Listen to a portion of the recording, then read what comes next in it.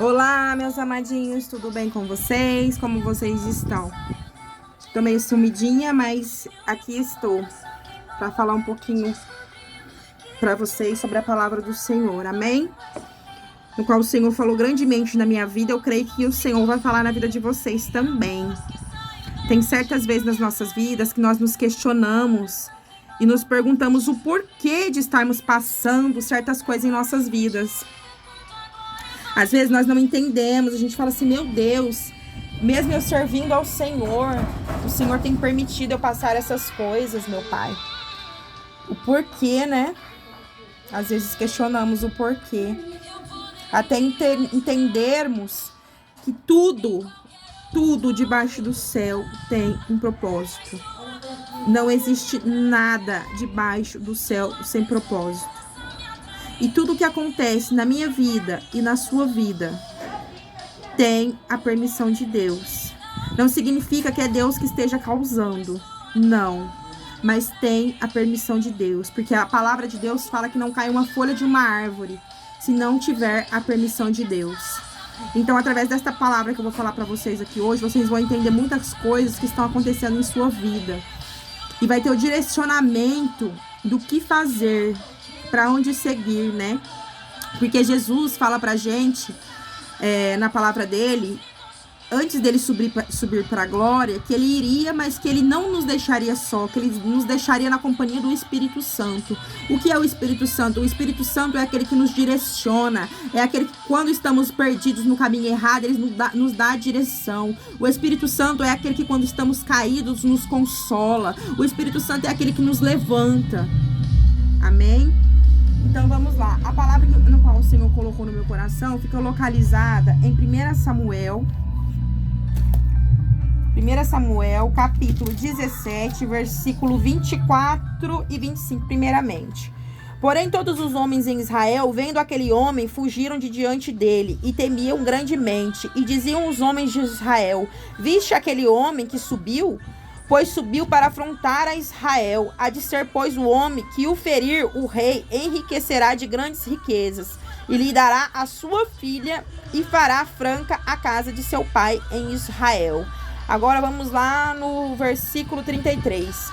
Porém, Saul disse a Davi: contra este filisteu não poderás ir para pelejar com ele, pois tu ainda és moço, e ele homem de guerra desde a sua mocidade. Agora lá no versículo 37. Disse mais Davi: o Senhor me livrou da mão do leão, do urso, e me livrará da mão deste filisteu. Então disse Saul a Davi: vai-te embora, e o Senhor seja contigo. Agora lá no versículo 45. Davi, porém, disse ao filisteu: tu vens a mim com espada e com lança e com escudo. Porém, eu venho a ti em nome do Senhor dos Exércitos, o Deus dos Exércitos de Israel, a quem tens afrontado. Hoje mesmo o Senhor te entregará na minha mão, e ferir-te-ei e tirarei a cabeça e os corpos do arraial dos filisteus. Darei hoje mesmo as aves do céu e as bestas da terra. De toda a terra saberá que há um Deus em Israel. Aleluias. Então, esta passagem de Davi, né, que nos reflete aqui em 1 Samuel, fala que Davi, né, Davi era o quê? Um homem de porte pequeno, o mais jovem dos seus irmãos, né, que tinha por serviço, o trabalho dele era o quê? Apacentar e cuidar das ovelhas do seu pai, né?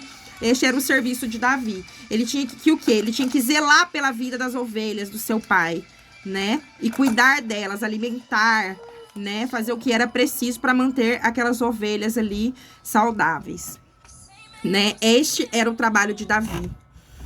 E a Bíblia nos reflete, nos fala que Davi foi levar alimento para os seus irmãos que trabalhavam em outras coisas, né?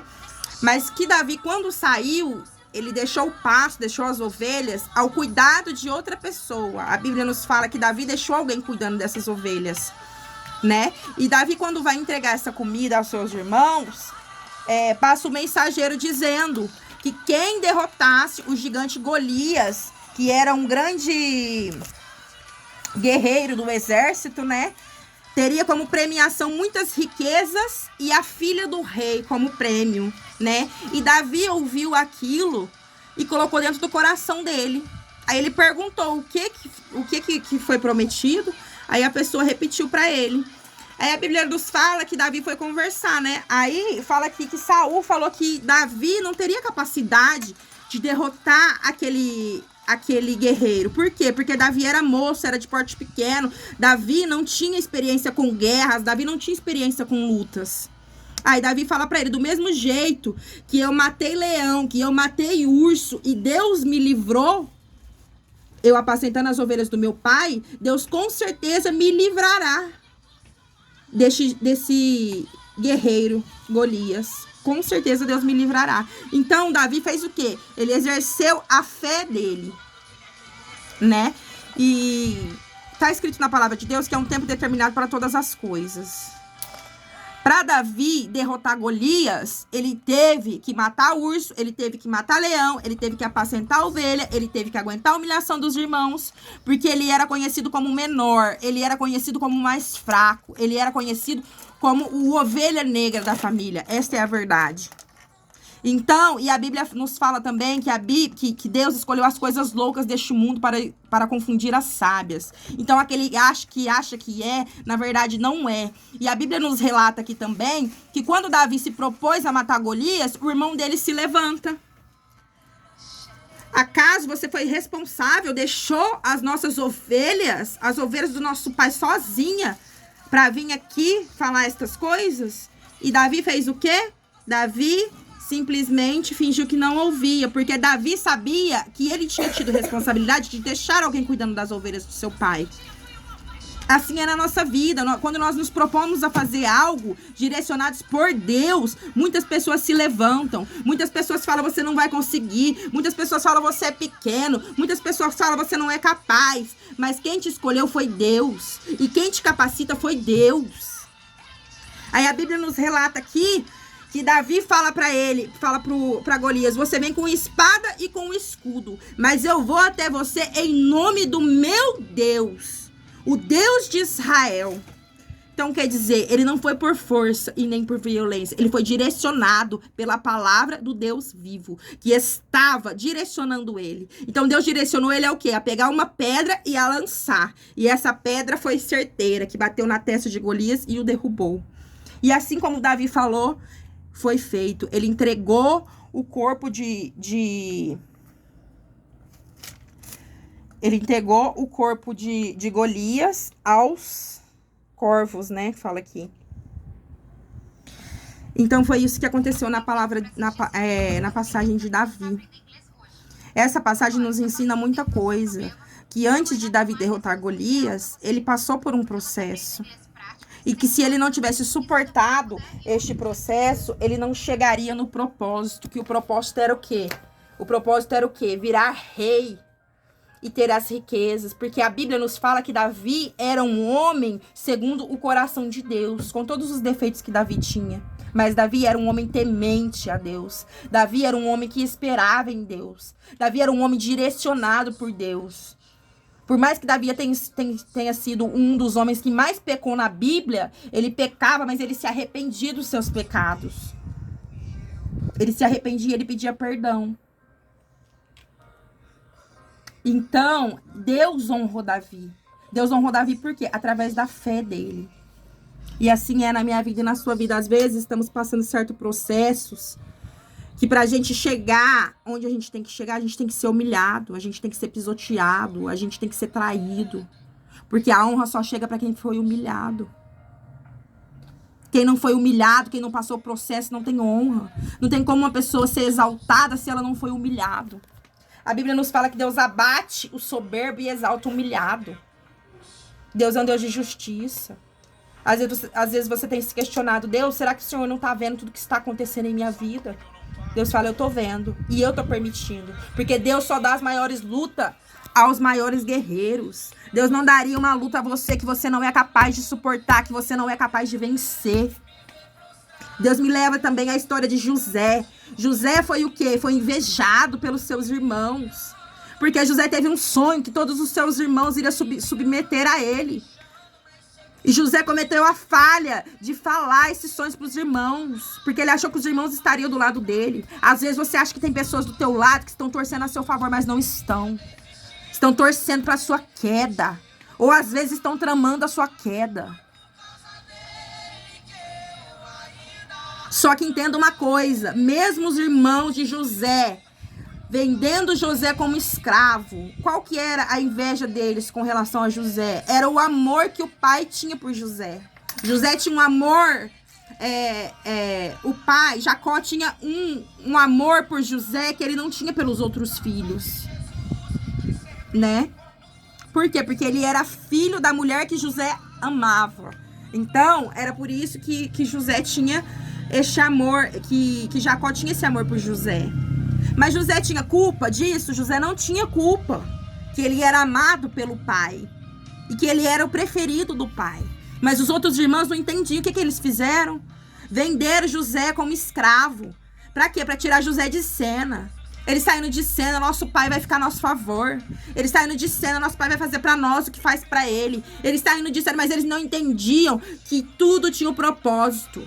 Tudo tinha um propósito. Deus permitiu José ser vendido como escravo. Por quê? Porque ele iria virar governador. E para ele virar governador, ele precisava passar pelo processo de escravo. Ele precisava passar pelo processo de preso. Para quê? Para ele aprender a governar. Para ele ter resistência. Hoje em dia, quem vence uma guerra é quem tem força ou quem tem resistência? Quem tem resistência, porque quem tem força bate. E quem tem resistência aguenta apanhar. Quem vence é quem tem resistência. A Bíblia fala, resistir ao diabo e ele fugirá de vós.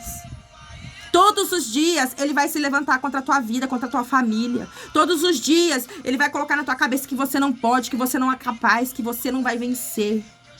Mas você tem um Deus também que te levanta todos os dias. Porque a palavra de Deus nos fala que a misericórdia e a graça dele se renovam para a nossa vida todos os dias. Então, se você tem Deus na sua vida, ele vai renovar as tuas forças, por mais que você esteja cansado, por mais que você esteja sobrecarregado, por mais que você olhe para um lado e não veja solução, por mais que você olhe para o outro lado e não veja solução. Quem podia te ajudar não te ajuda. Muito pelo contrário, quer te ver no fundo do poço, torce para você cair, fica vendo até onde você vai. Quem podia te ajudar não te ajuda, te crucifica. Quem podia evitar você sentir dor não evita, faz você senti-la. Mas todos esses são funcionários de Deus, para quando ele te colocar onde ele quer te colocar. E todos que te viram humilhado, todos que te viram chorando, todos que te viram prostrado, todos que te viram sem nada e sem ninguém, te verão lá em cima no topo. Porque quem te dará a honra é Deus. E o que Deus faz, homem, mulher, não tem poder de fazer nada e ir contra. O inimigo não tem poder de tirar a promessa que Deus fez para sua vida. Ele vai se levantar, porque a Bíblia nos fala que Satanás não é um corpo que nem a gente que cansa, que precisa dormir, que precisa descansar. Satanás é um espírito e ele fica ao derredor procurando quem possa tragar. Satanás é persistente. Se tem uma coisa que Satanás é persistente. Então você tem que ser mais persistente do que ele. Porque você é mais do que ele. Porque o Senhor Jesus nos deu autoridade para pisar em serpentes e escorpiões. O Senhor Jesus nos deu essa autoridade. É a autoridade que Satanás não tem. Satanás perdeu tudo quando foi jogado com a terça parte dos anjos sem luz do céu. Então, Satanás, ele perdeu tudo ali. Então, ele não tem mais nada a perder. Ele só quer levar o máximo de pessoas que ele conseguir com ele. Então, eu venho através dessa palavra falar, levanta, levanta, levanta. Porque quem te prometeu não é homem, nem filho de homem, para que se arrependa. Quem te prometeu é Deus. É o Deus de Isaac, de Jacó, de Israel. É o mesmo. Deus é o mesmo, Deus não muda. Satanás tenta colocar na nossa mente que Deus não está nos ouvindo, que Deus não está agindo a nosso favor. Mas é muito pelo contrário. Para Deus fazer o milagre, ele precisa do cenário totalmente destruído, entenda isso. Para Deus agir, ele precisa que você já não possa fazer mais nada. Então, se você está numa situação em que você já tentou de tudo com a força do teu braço, em que você já fez, em que você já buscou com a força do teu braço e você não conseguiu, entrega nas mãos do Senhor. O que é impossível para você não é impossível para Deus. Porque na palavra do Senhor fala, porque para mim nada é impossível. Nada é impossível. Isso é o Senhor que nos fala. O Senhor nos promete muitas coisas na palavra dele. Essa é a raiva de Satanás, porque Satanás não tem promessa. Satanás, o fim dele já tá destinado. Para ele acabou, para ele não tem salvação. Então ele quer fazer o quê? Ele quer destruir a tua vida, quer destruir a tua família. Satanás tem entrado em meio de famílias. Satanás tem entrado nos filhos, colocando filho contra mãe, mãe contra filho, colocando marido contra esposa, esposa contra marido. Por quê? Porque ele fazendo assim, ele vai reinar. Mas eu estou aqui para te dizer que existe um Deus no céu, que tudo vê, que tudo pode. Ele levanta o caído. Ele liberta, ele transforma, ele restaura. Talvez você vai dizer, para meu filho não tem jeito, está envolvido nas drogas. Tem jeito sim, porque Jesus morreu para levar todas as obras do mal. Jesus morreu para levar todas as obras do maligno. E o vício é do maligno. Então, mãe, se coloque em oração por teu filho. Mãe, faça jejum pelo teu filho. Mãe, ore pelo teu filho. Mãe, coloque teu filho no altar. Tem jeito pro teu filho sim. Tem jeito pro teu filho sim, assim como Deus fez na minha vida. Deus me libertou do cigarro, Deus me libertou da bebida, Deus me libertou da prostituição, Deus me libertou da fornicação. Assim como Deus fez na minha vida, Deus pode fazer na vida do teu filho. Mãe, lute pelo teu filho. Esposa, lute pelo teu marido. Ore por ele. Mas tá na cachaça, tá com a amante, tá... Pra Deus não existe impossível. Ore pelo teu marido. Coloque ele no altar de Deus. Porque o único que pode transformar é Deus. O único que pode libertar é Deus. E a transformação de Deus é de dentro pra fora. E eu sou prova viva disso, que se não é pelo amor, é pela dor. Eu tive uma promessa na minha vida com 13 anos de idade. Eu fiquei dos 13 aos 15 na igreja. Aí eu quis fazer como filho pródigo. Fazer o que eu queria, a minha vontade. Saí, fiz, aconteci. Deus me trouxe novamente para a presença pela dor. Quem me conhece sabe, faz 1 ano que eu perdi a minha mãe. E eu seria hipócrita quem está dizendo que eu voltei por amor. Porque não foi, eu voltei pela dor. Eu voltei quando a minha mãe estava doente, no leito de hospital, desenganada. Eu falei, Jesus pode curar minha mãe. Mas Deus não quis assim. E hoje eu entendi que a minha mãe tinha um propósito na vida, que era me colocar novamente na presença de Deus. Este propósito da minha mãe foi cumprido. Porque hoje eu estou na presença. E nada vai me tirar dela. Porque hoje eu conheço verdadeiramente a Deus. Que foi nos piores momentos da minha vida. Foi nos piores momentos da minha vida quando eu estava sozinha, quando eu não tinha ninguém. Porque na hora que você entra no deserto, meus irmãos, ninguém fica. Ninguém te manda uma mensagem perguntando como você está, se você está precisando de alguma coisa, se você precisa de algo. Eu posso contar nos dedos as pessoas que se compadeceram da minha dor, que sentiram a minha dor, que oraram comigo, que choraram comigo. Mas hoje eu sei quem é e quem não é. E eu sei quem é para estar na minha vida. Quem está na minha vida durante o processo é quem é para estar na minha vida quando a promessa do propósito se cumprir. Porque a Bíblia fala que nós temos que honrar quem nos honra. Se Deus tirou alguém da tua vida, não questione. Não questione. Deus vê coisas que você não vê. Deus ouve conversas que você não ouve.